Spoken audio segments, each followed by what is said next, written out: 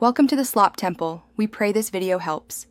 You start by powering the phone off and removing the two pentalobe screws at the lightning port. Next, heat the lower edge gently to soften the adhesive. This reduces stress on the display.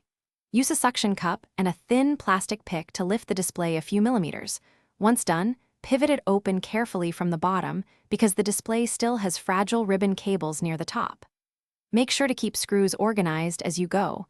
This prevents mix-ups during reassembly. You'll continue by removing the small metal brackets over the connectors. Do this methodically and place screws by location. Once the shields are off, disconnect the battery connector first. This is critical to avoid accidental shorting while you work. Then remove the display connectors to give yourself room. To free the battery, pull the adhesive tabs straight and slow. If tabs break, use a plastic pick or slow heat to coax the battery free, avoiding punctures. Keep parts organized. You now position the new battery and press the adhesive strips firmly so the pack sits flat against the frame. This prevents future movement. Reconnect the display and battery connectors, then reinstall the metal brackets and their screws in the exact locations they came from.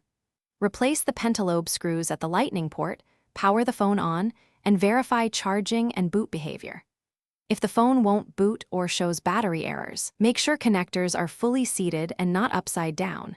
If swelling or damage is present, stop and seek professional help. Thanks for watching. Consider subscribing if we helped you.